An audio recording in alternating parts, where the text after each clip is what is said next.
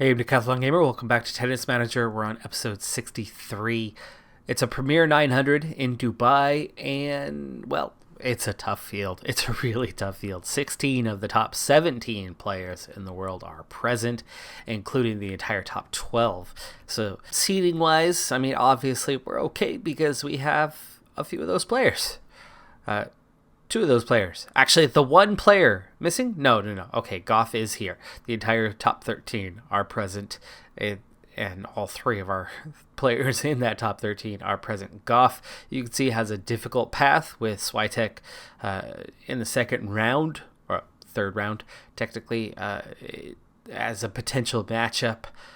Also, Swiatek, now ranked number 2. Osaka has slipped to third. That is the lowest we have seen her. So that is the first time we've seen her outside of the top 2. Kasanseva has an okay path going forward. And Montgomery definitely has a path out of the first few rounds. Even though all-time entering this match, she was 1-2 against Buis, who is in the top 25. This one, comfortable, 6-2, 6-1. We can really see Montgomery's progress over the last couple of seasons, seeing how she's doing against this type of player. 34 winners to 14. Unforced errors, just 13 of them versus 16. You can see the difference in quality. In fact, 63% of points won really shows that difference as well, doesn't it? Kasanseva and Goff both winning in that round as well. Ruakina is defeated by Fritfritova. So Fritfritova is Kasanseva's matchup in the round of 16. Both of them having a pretty decent shot of getting through. Meanwhile, Goff has that really difficult round of 16 match. And here's another one of those signs of, are we making progress? 1-3 all time against Anasawa, 15th ranked player in the world. And no. She beats us for the 4th time out of 5 times playing each other. 1-6, 4-6. Montgomery is out. Only 10 unforced errors, but only 33 winners. Goff also out against Swiatek, 1-6, 1-6, but Kasanseva continues on to the semifinal, knocked out by the 1 seed, crushed by the 1 seed even. And Swiatek wins the tournament overall. 280 tournament, Raducanu in the final. That's the big highlight of the week. And how does she do in that final?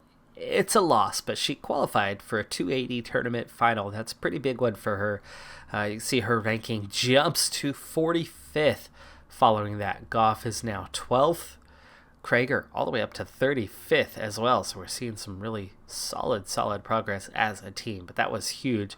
We now see every single member of our team in the top 50, considering where, 3 of those were just a few months ago. That's already a massive gain. And this week is the Indian Wells Open Premier 1000. So Krager, difficult second round matchup, but at least she's made it that far, I guess.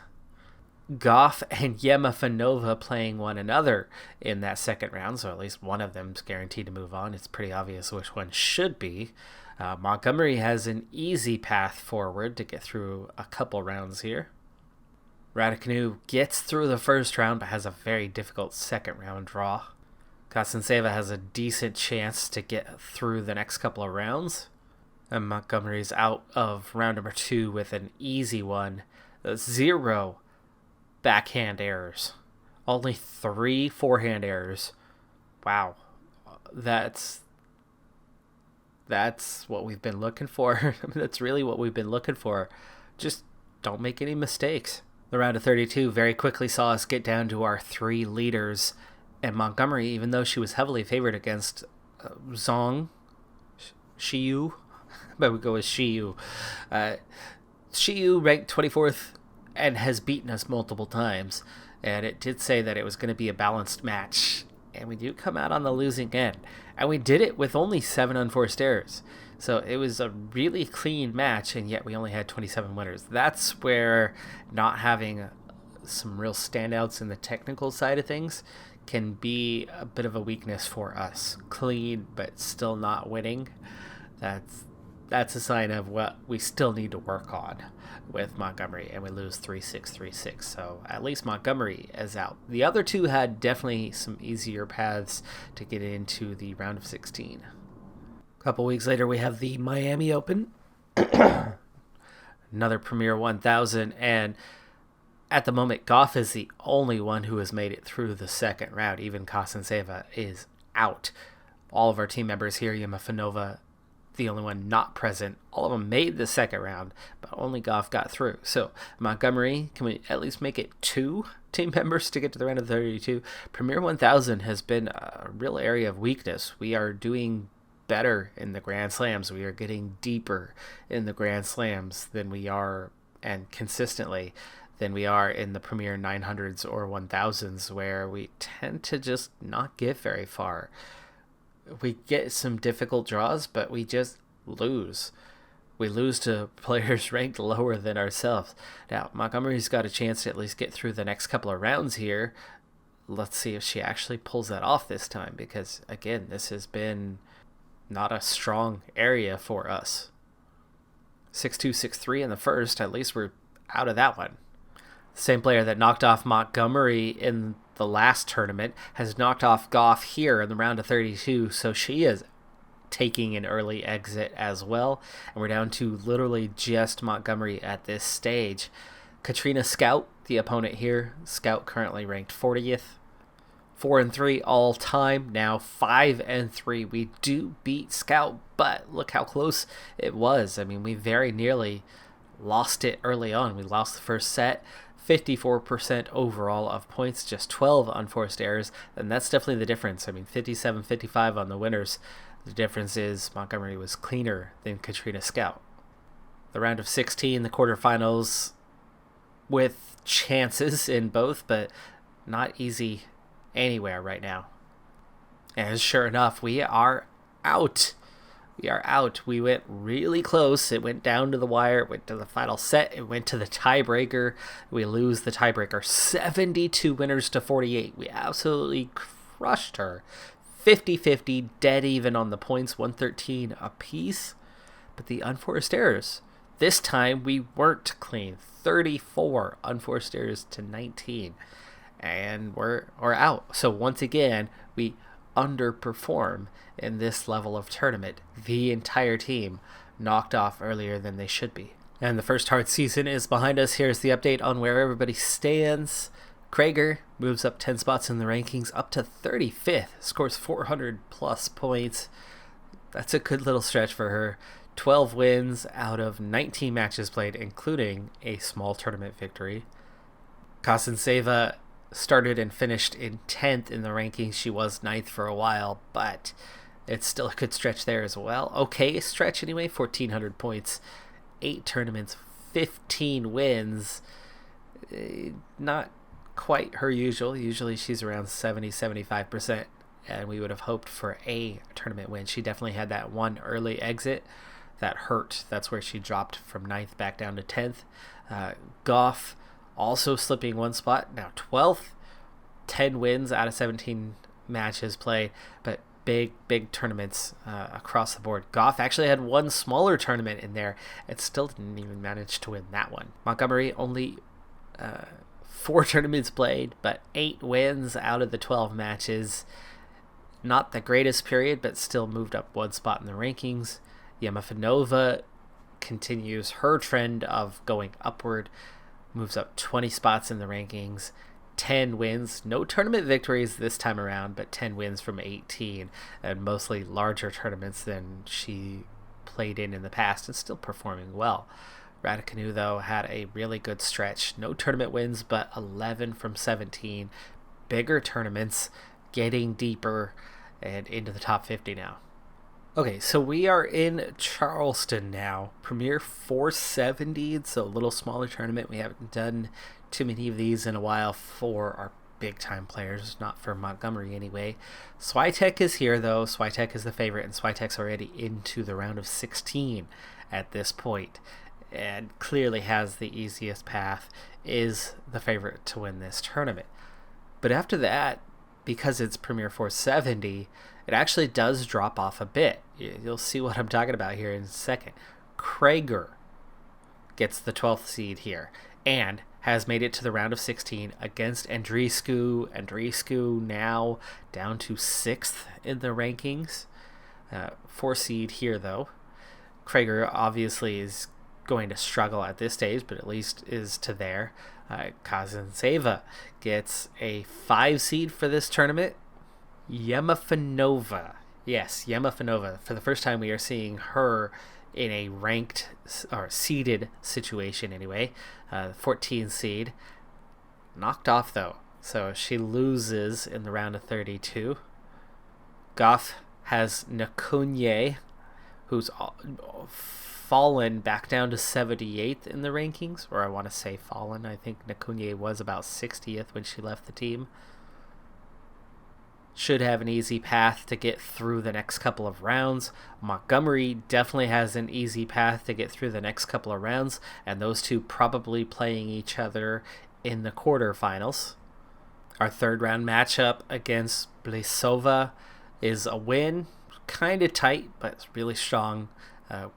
Increased the serve intensity, and it paid off. 8 aces, no double faults, 53% of the overall points. The difference largely coming down to those aces. 48 winners to 39, but 16 unforced errors, not our cleanest match. Kazanseva losing to Andreescu in the quarterfinals. Swiatek still alive and into the semis to play Andreescu. And down at the other end, we're seeing Ruakina, the one that we're going to have to watch out for, though they have not played yet. And Goff was knocked off by Nakunye, who then goes one step further and knocks off Kunk as well. And it's Nakunye that we have in our quarterfinal matchup instead of an internal matchup against Goff. Now, this looks like an easy path to the semis, but Nakunye has already pulled off 2 upsets along the way. Can she make it 3? Can she get her revenge on the team? She already has, but can she complete her bid for revenge? It's only the second time we've ever played Nakunye, Montgomery that is, and it is a win, and it's actually really comfortable. 6-1, 6-2, 63% of points won, 4 aces, no double faults, 31 winners to 17, and just not a great match. 15 unforced errors out of 100 points, but it was pretty comfortable. Andreescu has knocked off Swiatek. It's the top 4 seeds in the tournament that are playing in the semis. So the best 4 have made it this far. Montgomery, ever so slight favorite against Ruakina, but is that actually the case, or is it more of Montgomery's just been more consistent? We did look at Ruakina as one of those that were kind of on the fence regarding. 1-3 all time. We want high return intensity. It's a smaller tournament. We're not going to play this one out live. Let's just go ahead and see what happens. Really don't care if we win this tournament or not. It would be nice. Both matches, the semi and the would-be final, are going to be difficult. All time, we're definitely not the favorite, but we're certainly capable of beating either. 4-6, 4-6, we're out in the semis. That's okay. Pretty dang close, pretty even, but not enough. The tournament victory goes to Andreescu, by the way. While the rest of us struggled, Raducanu went to the W80 Palm Harbor in Florida tournament, so a smaller tournament than what the rest of us were in, but still, okay size, and she won it. So not everybody failed this time around. Raducanu came out on top of a tournament, so that's good. Yemafanova becomes our 4th team member to earn sponsorships. So that shows the rapid progress that she's been on as she's become a national ambassador of the U.S. With a set of sponsorship deals that's going to just add much more money. we're going to be over 11 million come tomorrow. Goff and Krager are going to play each other in the 280 final oh no, they're at different, and they both lost. Oh, I noticed as I was looking there that it was different 280 tournaments. They both make the final, and then they both lose. Oh, it would have been so much better if they were playing each other, because then we were guaranteed one winner. But no, both of them losing out on 280 finals right at the end. Raducanu winning a 115 international tournament, so she continues her strong run of late. And I've finally accomplished my short-term goal here prior to the end of April. So Montgomery now has a 13 in all of those skill shots, bringing all of her controllable attributes to a 13 plus, the trainable ones. All that's left is a few mental attributes. They're not far off. Hopefully she'll catch up on those soon enough, especially now that she's 24. But short-term goal, complete, check, done. New long-term goals to come, but that's going to do it for this episode on Decathlon Gamer. Like, comment, subscribe, and I'll see you next time. Have a good one. Be safe out there, and bye for now.